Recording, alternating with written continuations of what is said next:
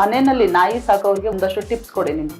First time ಸಾಕ್ತಾ ಇರ್ತಾರಲ್ಲ ಅವ್ರಿಗೆ ಫಸ್ಟ್ ಹೇಳ್ತೀನಿ. ಅಂದ್ರೆ ಮನೇಲಿ ಯಾರಾದ್ರೂ 2-3 ಜನ ಡಾಗ್ ಲವರ್ಸ್ ಇರ್ಬೇಕು.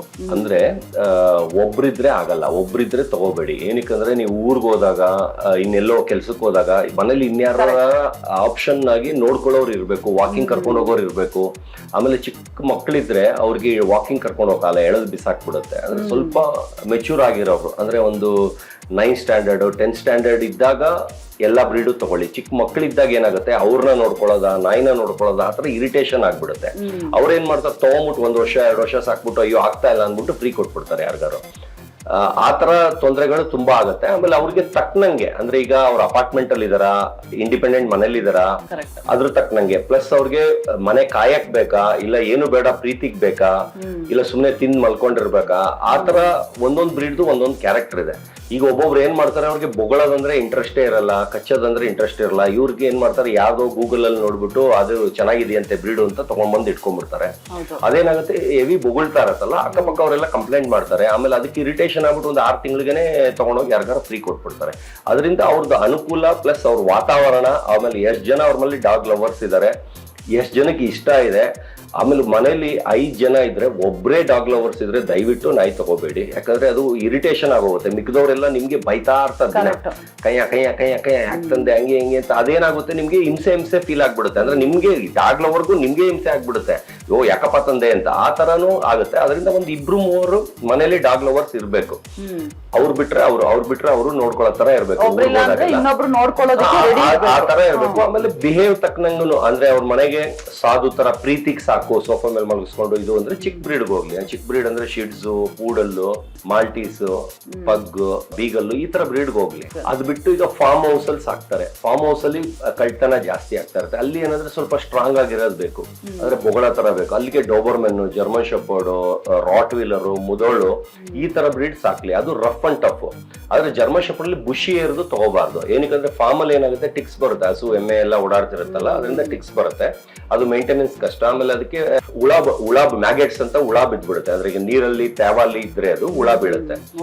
ಅದರಿಂದ ಕೂದ್ಲಿರೋ ನಾಯಿ ಫಾರ್ಮ್ ಹೌಸ್ಗೆ ಸೂಟಬಲ್ ಅಲ್ಲ. ಆತರ ಎಲ್ಲ ನೋಡ್ಕೊಳ್ಳಿ. ಆದ್ರೆ ಇವಾಗ ಸುಮ್ನೆ ನಾಯಿ ಚೆನ್ನಾಗಿದೆ ಅಂದ್ಬಿಟ್ಟು ತಗೊಂಡೋಗಿ ಕೆಲಸದವ್ರಿಗೆ ಫಾರ್ಮ್ ಹೌಸ್ ಅಲ್ಲಿ ಕೊಟ್ರೆ ಏನಾಗುತ್ತೆ, ಅದು ಕೊಚ್ಚಲ್ಲಿ, ಮಣ್ಣಲ್ಲಿ, ಮಳೆಯಲ್ಲಿ ಎಲ್ಲ ಓಡಾಡಿ ಫುಲ್ ಇನ್ಫೆಕ್ಷನ್ ಜಾಸ್ತಿ ಆಗುತ್ತೆ. ಅದು ಮೇಂಟೆನೆನ್ಸ್ ಖರ್ಚು ಜಾಸ್ತಿ ಆಗುತ್ತೆ. ಆಮೇಲೆ ಲೈಫು ಕಡಿಮೆ, ಏನಾರ ಒಂದು ಇದಾಗಿ ಸತ್ತೋಗುತ್ತೆ. ಆದಷ್ಟು ರಫ್ ಅಂಡ್ ಟಫ್, ಅಂದ್ರೆ ಒಂದು ಹಾವು ಬರ್ಲಿ, ಏನೇ ಬರ್ಲಿ, ಬೇರೆ ಕಾಡು ಪ್ರಾಣಿ ಬಂದ್ರು ಎದುರಿಸಂತ ಸ್ಟ್ರಾಂಗ್ ಆಗಿರೋ ಡಾಗ್ ನ ಫಾರ್ಮ್ ಹೌಸ್ ಅಲ್ಲಿ ಇಟ್ಕೋಬಹುದು. ಅಪಾರ್ಟ್ಮೆಂಟ್ ಅಲ್ಲಿ ಇದ್ರೆ ಆದಷ್ಟು ಬೊಗಳ್ದೇರ ನಾಯಿ ಇಟ್ಕೊಂಡ್ರೆ ಒಳ್ಳೇದು. ವಟ ಅಂತ ಬೊಗಳ್ದೇರ ಸಾಫ್ಟ್ ಬ್ರೀಡ್ ನ ಇಟ್ಕೊಂಡ್ರೆ ಒಳ್ಳೇದು.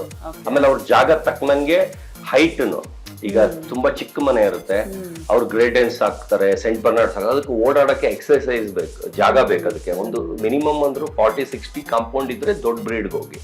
ತುಂಬಾ ಚಿಕ್ಕ ಮನೆ ಇದ್ರೆ ದೊಡ್ಡ ಬ್ರೀಡ್ಗೆ ಹೋಗ್ಬೇಡಿ. ನಿಮ್ಗೆ ಜಾಗ ಇದೆಯಾ ಇಟ್ಕೊಳ್ಳಿ, ಜಾಗ ಇಲ್ಲ ಅಂದ್ರೆ ಸುಮ್ನೆ ಅದನ್ನು ತಂದೆ ಹಾಕಿ ಹಿಂಸೆ ಕೊಡ್ತಾರೆ. ಓಕೆ ಸರ್, ಇವಾಗ ನಾಯಿಗಳಿಗೆ ಕಲರಿಂಗ್ ಮಾಡಿಸೋದು, ಕಲರ್ ಡ್ರೆಸ್ ಹೊಲ್ಸಿ ಹಾಕೋದು, ಆ ತರದೆಲ್ಲ ಮಾಡ್ತಾರೆ. ಇಲ್ಲಿ ಜುಟ್ ಕಟ್ ಬಿಡೋದು, ಆ ತರದೆಲ್ಲ ಹಿಂಸೆ ಅನ್ಸುತ್ತಾ ನಾಯಿ? ಅದು ಡಾಗಿಗೆ ಹಿಂಸೆನೆ. ಯಾಕಂದ್ರೆ ಈಗ ಚೆಸ್ಟ್ ಬೆಲ್ಟ್ ಹಾಕ್ತಾರೆ, ಡಾಗ್ ಲವರ್ಸ್ ಅಂತಾರೆ. ಚೆಸ್ಟ್ ಬೆಲ್ಟ್ ಹಾಕಿದ್ರೆ ಏನಾಗುತ್ತೆ ಅಂದ್ರೆ, ಅದಕ್ಕೆ ಇಲ್ಲಿ ವಾಕಿಂಗ್ ಸ್ಟೈಲೇ ಹಾಳಾಗೋಗುತ್ತೆ.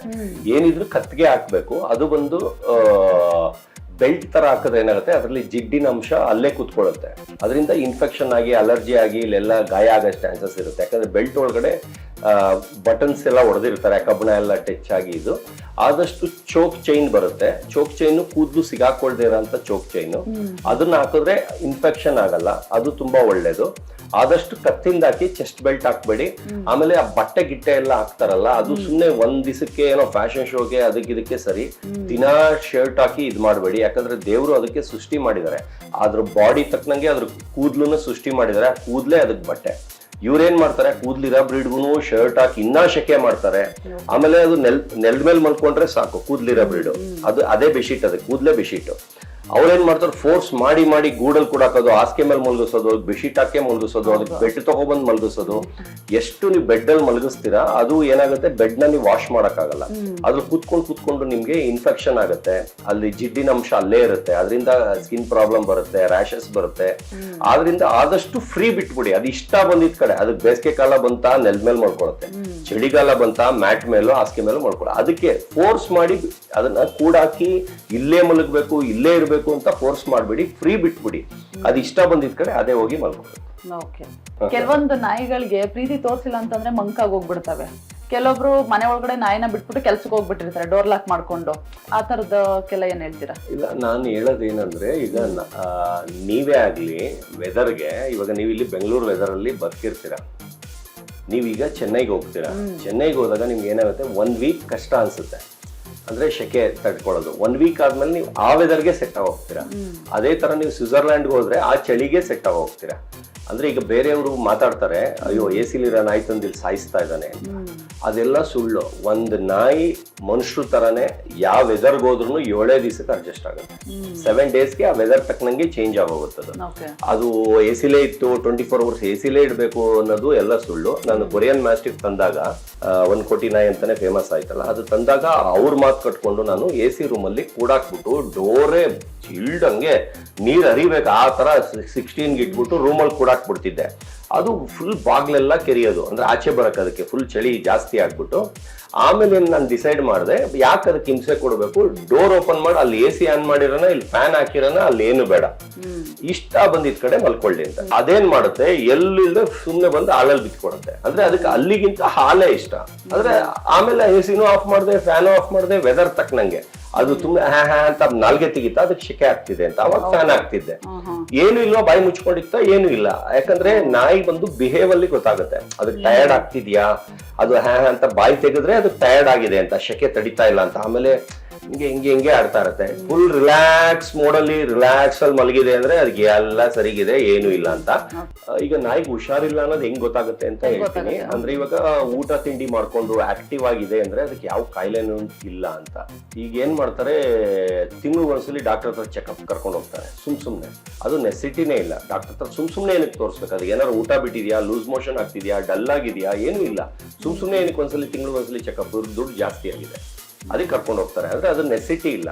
ಅದು ಊಟ ಬಿಡ್ತಾ, ಡಲ್ ಆಯ್ತಾ, ಆಮೇಲೆ ಮೂಗ್ ಡ್ರೈ ಆಯ್ತಾ, ಆ ತರ ಸಿಚುವೇಶನ್ ಅಲ್ಲಿ, ಇಲ್ಲ ಲೂಸ್ ಮೋಷನ್ ಆಯ್ತಾ, ಒಂದು ಏರುಪೇರ್ ಕಾಣಿಸುತ್ತೆ, ಅಂದ್ರೆ ಬಿಹೇವ್ ಅಲ್ಲಿ ಏರುಪೇರ್ ಕಾಣಿಸುತ್ತೆ, ಆ ಟೈಮಲ್ಲಿ ಡಾಕ್ಟರ್ ಹತ್ರ ಕರ್ಕೊಂಡು ಹೋಗಿ.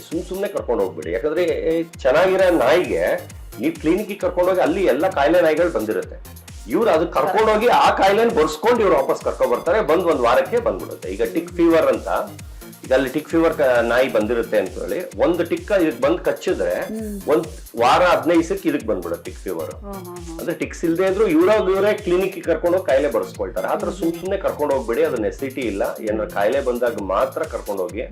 ಆಮೇಲೆ ಟೈಮ್ಗೆ ವ್ಯಾಕ್ಸಿನ್ ಮಾಡಿ, ಡಿವರ್ಮಿಂಗ್ 3 months ಒನ್ಸ್ ಮಾಡಿ, ಮರಿ ಇದ್ದಾಗ 1 ತಿಂಗಳು ಒಂದ್ಸಲಿ ಮಾಡಿ, ಯಾವ ಕಾಯಿಲೆನೂ ಬರಲ್ಲ. ಆಮೇಲೆ ಜೆನೆಟಿಕ್ ಬೇರೆ ಇರೋದನ್ನ ತಗೊಳ್ಳಿ, ನೋಡ್ಬಿಟ್ಟು ತಗೊಳ್ಳಿ. ಒಳ್ಳೆ ರೆಪ್ಯೂಟೆಡ್ ಬ್ರೀಡರ್ಸ್ ಹತ್ರನೇ ತಗೊಳ್ಳಿ, ರಿಜಿಸ್ಟರ್ಡ್ ಬ್ರೀಡರ್ಸ್ ಹತ್ರನೇ. ನೀವು ಎಲ್ಲೆಲ್ಲೋ ತಗೊಂಡು ಅದನ್ನ ಹಾಳು ಮಾಡ್ಕೊಂಡು ಅದಕ್ಕೆ ಲೈಫ್ ಟೈಮ್ ಬರೀ ಖರ್ಚು ಮಾಡ್ಕೊಂಡು ಕಾಯಿಲೆ ಅಂತ ಬರೀ ಹಾಸ್ಪಿಟ್ಲ್ಗಳಲ್ಲಿ ಅದು, ಆಮೇಲೆ ಲೈಫನ್ನು ತುಂಬಾ ಕಡಿಮೆ, ಬೇಗ ಸತ್ತೋಗುತ್ತೆ, ಇನ್ನೇನೋ ಪ್ರಾಬ್ಲಮ್ ಆಗುತ್ತೆ. ಅದೆಲ್ಲದೂ ಇದು ಮಾಡ್ಬೇಕಂದ್ರೆ ನೋಡಿ ಮಾಡಿ. ಪೇರೆಂಟೇಜ್ ಲೈನೇ ತುಂಬಾ ಡಿಫ್ರೆಂಟ್ ಇರಬೇಕು, ಆ ತರದ್ ನೋಡಿ ತಗೊಳ್ಳಿ. ಪಪ್ಪಿ ಇದ್ದಾಗ ಬಂದು ಎವ್ರಿ 2.5 hours 3 hours ಒಂದ್ಸಲಿ ಕೊಡ್ಬೇಕು. ಯಾಕಂದ್ರೆ ಹೊಟ್ಟೆ ಹಸಿ ಜಾಸ್ತಿ. ಆದ್ರೆ ಬೆಳಿಗ್ಗೆಯಿಂದ ರಾತ್ರಿ ಮಲ್ಗೋವರೆಗೂ, ಮಲ್ಗದ್ಮೇಲೆ ತಿರ್ಗಾ ಬೆಳಿಗ್ಗೆವರೆಗೂ ಕೊಡಂಗಿಲ್ಲ.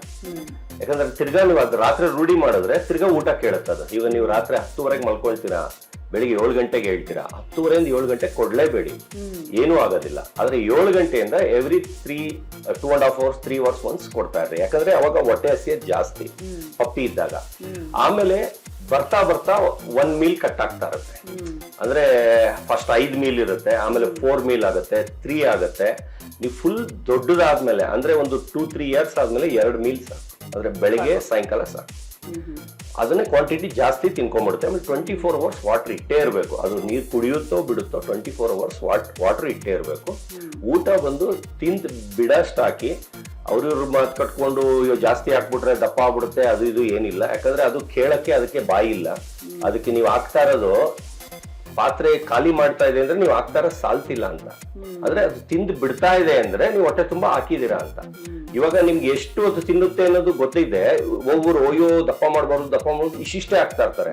ಅವ್ರನ್ನ ಒಣಕೊಂಡಂಗೆ ಇರುತ್ತೆ. ಅಂದ್ರೆ ಅವ್ರಿಗೆ ಯಾರೋ ಮಾತು ಥರ್ಡ್ ಪಾರ್ಟಿ ಮಾತು ಕೇಳ್ಕೊಂಡು ಇದ್ ಮಾಡಿರ್ತಾರೆ, ಊಟ ಜಾಸ್ತಿ ಹಾಕ್ಬಾರ್ದು, ರ್ಯಾಶ್ ಆಗ್ಬಿಡುತ್ತೆ, ಅದಾಗ್ಬಿಡುತ್ತೆ, ಇದಾಗ್ಬಿಡುತ್ತೆ ಅಂತ. ಅದೆಲ್ಲ ಸುಳ್ಳು. ಪಾಪ ಹೊಟ್ಟೆ ತುಂಬಾ ಹಾಕಿ 2 ಹೊತ್ತು ಹಾಕಿದ್ರು ಹೊಟ್ಟೆ ತುಂಬಾ ಹಾಕಿ ಯಾವ್ದು ಇದಿಲ್ಲ. ಅದ್ರ ಜೊತೆಗೆ ಫ್ರೀ ಬಿಟ್ಬಿಡಿ, ಕಟಾಕಿ ಸಾಕ್ಬೇಡಿ. ಎಷ್ಟು ಕಟಾಕಿ ಸಾಕ್ತೀರಾ ಅಷ್ಟು ರ್ಯಾಶ್ ಆಗುತ್ತೆ, ಕೆಟ್ಟ ಬುದ್ಧಿ ಕಲಿಯುತ್ತೆ. ಸೋಫಾ ಕಚ್ಚೋದು, ಅದು ಕಚ್ಚೋದು ಎಲ್ಲ ಕಟಾಕಿ ಸಾಕಿದ್ರೇನೆ ಕಲಿಯೋದು. ಆಮೇಲೆ ನೀವು ವಾಕಿಂಗ್ ಇಟ್ಕೊಂಡಾಗ ದರ ಎಳೆಯೋದನ್ನು ನೀವು ಕಟಾಕಿ ಸಾಕಿದ್ರೇನೆ. ನೀವು ಮರಿಯಿಂದ ತಂದ ಡೇ 1 ಇಂದಾನೆ ನೀವು ಚೈನ್ ಬಿಟ್ಬಿಟ್ಟು ಮನೇಲಿ ಫ್ರೀಯಾಗಿ ಬಿಟ್ಬಿಡಿ. ಫಸ್ಟ್ ಮರಿದಾಗ 1 ದಿನ 2 ದಿನ ಕಚ್ಬಹುದು ಅದು ಇದನ್ನ. ಅದಕ್ಕೆ ಆರ್ಟಿಫಿಷಿಯಲ್ ಚೂಯಿಂಗ್ ಬೋನ್ ಅಂತ ಬರುತ್ತೆ. ನೀವು ಆ ಚೂಯಿಂಗ್ ಬೋನ್ ಹಾಕ್ಬಿಟ್ರೆ ಅದು ಹಾಕೊಂಡು ಆರಾಮಾಗಿರುತ್ತೆ. ಆಮೇಲೆ ಎಳೆಯೋದು ಇಲ್ಲ. ನೀವು ಮರಿಯಿಂದ ಬಿಟ್ಬಿಟ್ಟಿದ್ರೆ ನನ್ಗೆ ಫ್ರೀ ಬಿಟ್ಬಿಟ್ಟಿದ್ದಾರೆ ಅಂದ್ಬಿಟ್ಟು ಕೂಲ್ ಆಗೇ ಇರುತ್ತೆ. ಅದು ಮೈಂಡು ಕೂಲ್ ಆಗಿರುತ್ತೆ, ಬಿಹೇವ್ ಕೂಲ್ ಆಗಿರುತ್ತೆ. ಆಮೇಲೆ ಟ್ರೈನರ್ ಬಗ್ಗೆ ಹೇಳ್ತೀನಿ. ನೀವು ಹೇಳ್ಕೊಡೋದು ಲೈಫ್ ಟೈಮ್. ಅಂದ್ರೆ ನೀವು ಮನೆಯಲ್ಲಿ ಪ್ರೀತಿಯಿಂದ ಮರಿಯಿಂದ ಅದಕ್ಕೆ ಮಾತಾಡಿ ನಿಮ್ ಭಾಷೆಯಲ್ಲಿ ಮಾತಾಡೋದು ಲೈಫ್ ಟೈಮ್. ಟ್ರೈನರ್ ಬಂದು ಮಾಡಿಸೋದು ಅವ್ರು ಹೊಡೆದು ಬಡ್ದು ಮಾಡಿಸಿರ್ತಾರೆ. ಅದೇನಾಗುತ್ತೆ 6 ತಿಂಗಳಿಗೆ ಮರ್ತೋಗುತ್ತೆ, 6 ಮಂತ್ಸಿಗೆ ಮರ್ತೋಗುತ್ತೆ. ತಿರ್ಗಾ ಅವರೇ ಬಂದು ತಿರ್ಗಾ ಟ್ರೈನ್ ಮಾಡ್ಬೇಕು. ಯಾಕಂದ್ರೆ ನೀವು ದಿನ ಅದನ್ನ ಸರ್ಕಸಿಗೆ ಕಳ್ಸಲ್ಲ, ಅದು ಸಿಟ್ಟು ಡೌನ್ ಅಂತ ದಿನ ಹೇಳಲ್ಲ. ಇವತ್ತು ಮಾಡಿ ಇನ್ನೊಂದು ತಿಂಗಳು ಯಾವ ತರ ಯಾರ ನೆಂಟರು ಬಂದಾಗ ಅವ್ರ ಮುಂದೆ ಶೋ ಆಫ್ಗೆ ಸಿಟ್ ಅಂತೀರಾ ಅಷ್ಟೇ. ಅದು ಕಟ್ಕೊಂಡು ನಿಮ್ಗೇನು. ಆಮೇಲೆ ಟ್ರೈನಿಂಗ್ ಮಾಡ್ಬಿಟ್ರೆ ಕಳ್ಳ ಬಂದ್ರು ನೀವು ಕ್ಯಾಚ್ ಅಂದ್ರೇನೆ ಕಳ್ಳನ್ ಹಿಡಿಯೋದು. ಇಲ್ದವ್ರೆ ನೀವು ಹೇಳಿ ಅಂತ ಕಾಯ್ಕೊಂಡು ಕೂತಿರುತ್ತೆ. ಅದೇ ಒರಿಜಿನಲ್ ಆದ್ರೆ ಕಳ್ಳ ಬರ್ತಿದ್ದಂಗೆ ಅದೇ ಬುಗ್ಳಿ ಅದೇ ಅಟ್ಯಾಕ್ ಮಾಡುತ್ತೆ. ನೀವು ಆ ಟ್ರೈನರ್ ಏನ್ ಮಾಡ್ಬಿಡ್ತಾನೆ, ಹೊಡೆದು ಅದಕ್ಕೆ ನಾನು ಹೇಳಿದ್ರೇನೆ ನೀವ್ ಕೇಳಬೇಕು ಅಂತ. ಅದಕ್ಕೆ ನೀವ್ ಹೇಳೋವರೆಗೂ ಕಳ್ಳನ್ನ ಎತ್ಕೊಂಡು ಹೋಗು ಅಂತ ಬಿಟ್ಬಿಟ್ರೆ ನೀವ್ ಹೇಳಿಲ್ವಲ್ಲ ಅಂತ. ಅದರಿಂದ ಟ್ರೈನಿಂಗ್ ನಾನು ರೆಕಮೆಂಡ್ ಮಾಡಲ್ಲ. ನ್ಯಾಚುರಲ್ ಆಗಿ ಪ್ರೀತಿ ಅದು. ಆಮೇಲೆ ಓವರ್ ಪ್ರೀತಿನೂ ತೋರಿಸ್ಬೇಡಿ. ಲೈಫ್ ಕಡಿಮೆ, ಓವರ್ ಪ್ರೀತಿ ಅಂದ್ರೆ ಟೈಮ್ ಇಷ್ಟು ಗಂಟೆಗೆ ಹಾಕ್ಬೇಕು, ಇದೇ ಹಾಕ್ಬೇಕು, ಅದೇ ಹಾಕ್ಬೇಕು ಅಂತ ಡೀಪ್ ಆಗಿ ಓವರ್ ತಲೆ ಕೆಡ್ಸ್ಕೋಬೇಡಿ. ಇಷ್ಟ ಬಂದಿದ್ ಮನೆ ಊಟ ಅದ್ ಏನೇನ್ ಕೇಳತ್ತೆ, ಏನೇನ್ ತಿನ್ನುತ್ತೆ ಎಲ್ಲಾ ಕೊಡಿ. ಅದಾಗ ಹಾಕ್ಬಾರ್ದು, ಇದ್ ಹಾಕ್ಬಾರ್ದು, ಅದ್ ಬಂದ್ರೆ ಈ ಕಾಯಿಲೆ ಬರುತ್ತೆ, ಇದ್ ಬಂದ್ರೆ ಈ ಕಾಯಿಲೆ ಬರುತ್ತೆ, ಇದು ಖಾರ ಹಾಕಿದ್ರೆ ಕೂದಲು ಇರುತ್ತೆ, ಅದೆಲ್ಲ ಸುಳ್ಳು. ಇಷ್ಟ ಬಂದಿದ್ ಮನೇಲಿ ಹೆಂಗೆ ಮನುಷ್ಯರ ತರ ಸಾಕೊಂಡು ಅದು ತಿನ್ನೋದೆಲ್ಲ ತಿನ್ಸಿ. ತರಕಾರಿ ಕೊಡಿ, ಮೊಸರನ್ನ ಕೊಡಿ, ಚಿಕನ್ ವೆಜ್ ಎಲ್ಲಾ ಕೊಡಿ, ಏನೂ ಆಗಲ್ಲ. ನೀವು ತಿಂದಿರೋದು ಮೂಳೆ ಕಬಾಬು ಏನಾರ ಇರುತ್ತೆ ಅನ್ಕೊಳ್ಳಿ, ಅದು ನೋಡ್ತಾ ಇದ್ರೆ ಅದು ಹಾಕಿ ಕೇಕ್ ಹಾಕಿ ಏನೂ ಆಗಲ್ಲ. ಅದೆಲ್ಲ ಸುಳ್ಳಿವ್ರೆ. ಯಾವ ಕಾಯಿಲೆನೂ ಬರಲ್ಲ, ಅದರಿಂದ ಯಾವ ಕೂದಲು ಬರಲ್ಲ. ಕೆಲವೊಂದು ನಂಬ್ತಾರೆ, ಈ ನಾಯಿಗಳಿಗೆ ಮಟನ್ ಚಿಕನ್ ಎಲ್ಲ ಹಾಕಿದ್ರೆ ಕಚ್ಬಿಡುತ್ತೆ, ಕಚ್ಚೋದ್ ಕಲಿಯುತ್ತೆ ಅಂತ. ಎಲ್ಲ ಸುಳ್ಳಿವ್ರೆ. ಅದೇ ತರನೇ ಹಾವಿನ ಪೊರೆ ಹಾಕಿದ್ರೆ ರ್ಯಾಶ್ ಆಗುತ್ತೆ ಅಂತ ಹೇಳ್ತಾರೆ. ನಾನು 50 ಹಾವಿನ ಪೊರೆ ಕೊಡಿ ನನ್ನ ನಾಯಿಗೆ ಹಾಕ್ಬಿಟ್ಟು ತಿನ್ನಿಸ್ತೀನಿ, ಏನೂ ಆಗಲ್ಲ. ಅದೆಲ್ಲ ಸುಳ್ಳು. ಈಗ ನೀವು ಹುಟ್ಟು ಗುಣ ಅಂತಾರೆ. ನೀವು ಹುಟ್ಟದಾಗ ಏನ್ ಬುದ್ಧಿ ಇದೆ, ನೀವು ಸಾಯೋವರೆಗೂ ಅದೇ ಬುದ್ಧಿ ಇರುತ್ತೆ. ಆ ಬುದ್ಧಿನ ಚೇಂಜ್ ಮಾಡುವಂದ್ರೆ ಈ ಕಂಜೂಸ್ ಇರೋನ್ ಕಂಜೂಸೇ ಇರ್ತಾನೆ, ರ್ಯಾಶ್ ಇರೋನ್ ರ್ಯಾಶೇ ಇರ್ತಾನೆ, ಸಾಧು ಇರೋನ್ ಸಾಧು ಇರ್ತಾನೆ. ಈಗ ಸಾಧು ಇರೋನ್ನ ರೌಡಿ ತರ ಮಾಡಕ್ ಆಗತ್ತಾ? ಏನಾದ್ರು ತಿನ್ಸ್ಬಿಟ್ರೆ ಆಗತ್ತಾ? ಮೈಂಡ್ ಹುಟ್ಟತಾ ಹೆಂಗ್ ಬಂದಿರುತ್ತೆ ಆ ತರನೇ. ಆದ್ರೆ ಮರಿಲೇ ಸೆಲೆಕ್ಟ್ ಮಾಡ್ಬೋದು. ಅದು ಮರಿಲೇ ಗೊತ್ತಾಗ್ಬಿಡುತ್ತೆ ಶೈ ಇರೋದೆ ಅದು. ಆಮೇಲೆ ಮರಿ ಇದ್ದಾಗ ಶೈ ಇರೋದು ದೊಡ್ಡದಾದ್ಮೇಲೆ ಕಚ್ಚುತ್ತೆ. ಮರಿ ಇದ್ದಾಗ ನೀವು ಕರೀತೀರಾ ಅನ್ಕೊಳ್ಳಿ ಅಂತ, ಅವಾಗ ಅದು ಓಡೋಗುತ್ತೆ, ಬಾಲ ಮುದ್ಕೊಂಡು ನಿಮ್ಮ ಹತ್ರಕ್ಕೆ ಬರಲ್ಲ. ಅದು ಪುಕ್ಕಲ್ ಅಂದ್ರೆ ಆ ತರ ನಾಯಿ ದೊಡ್ಡದಾದ್ಮೇಲೆ ಕಚ್ಚುತ್ತೆ. ಅಂದ್ರೆ ಕ್ಯಾರೆಕ್ಟರ್ ಬಗ್ಗೆ ಹೇಳ್ತೇನೆ, ಸೆಲೆಕ್ಟ್ ಮಾಡೋದ್ರ ಬಗ್ಗೆ. ಎದ್ರಕೊಂಡು ಪುಕ್ಕಲ್ ತರ ಬಾಲ ಮುದ್ಕೊಂಡು ಓಡೋಗುತ್ತಲ್ಲ, ಮರಿ ಇದ್ದಾಗ ಓಡೋಗೋದು ದೊಡ್ಡದಾದ್ಮೇಲೆ ಬಂದು ಕಚ್ಚುತ್ತೆ. ಅಂದ್ರೆ ಅದಕ್ಕೆ ಶೈ ಇರುತ್ತಲ್ಲ, ಅದಕ್ಕೆ ಕಚ್ಚುತ್ತೆ. ಅದನ್ನ ಸೇಫ್ ಮಾಡ್ಕೊಳಕ್ಕೆ ಕಚ್ಚುತ್ತೆ. ನೀ ಕರ್ದ ತಕ್ಷಣ ಹಂಗೇ ಓಡ್ ಬಂದು ನಿಮ್ಗೆ ಬಾಲ ಆಡ್ಸ್ಕೊಂಡು ನಿಮ್ ಮೇಲೆಲ್ಲ ಇರುತ್ತೆ, ಅದು ಅಟ್ಯಾಚ್ಮೆಂಟ್ ಜಾಸ್ತಿ. ಆ ತರದ್ ತಗೊಳ್ಳೋದು ಒಳ್ಳೇದು. ಆಮೇಲೆ ಊಟ ಇಟ್ಟಾಗ ಮರಿ ಇದ್ದಾಗ ಎಲ್ಲ ಊಟ ಇಟ್ರೆ ಎಲ್ಲ ಹಂಚ್ಕೊಂಡು ತಿಂತಾ ಇರುತ್ತೆ. ಯಾವ್ದೋ ಒಂದು ಮಾತ್ರ ಎಲ್ಲದನ್ನು ಕಚ್ತಾ ಇರುತ್ತೆ. ಅದೇನಾಗುತ್ತೆ ಫುಡ್ ಅಗ್ರೆಷನ್ ಅಂತ. ಅದೇನಾಗುತ್ತೆ ದೊಡ್ಡದಾದ್ಮೇಲೆ ನಾವು ಅದ್ರ ಮುಂದೆ ನಿಲ್ಲಂಗಿಲ್ಲ ಊಟ ಇಟ್ಟಾಗ. ಆಮೇಲೆ ನಾವು ಕೈ ತುತ್ತು ತಿನ್ಸಕ್ ಹೋದ್ರೆ ಅದು ಕಚ್ಚಕ್ ಬರುತ್ತೆ. ಕೈ ತುತ್ತು ತಿನ್ಸಕ್ ಹೋದ್ರೆ ನಮಗೂ ಕಚ್ಚಕ್ ಬರುತ್ತೆ, ಯಾಕಂದ್ರೆ ಅದ್ರ ಊಟ ನಾವು ಮುಟ್ಟಿದೀವಿ ಅಂತ. ಅದು ಫುಡ್ ಅಗ್ರೆಸಿವ್. ಅದು ಸಾಕೋದು ತುಂಬಾ ಕಷ್ಟ.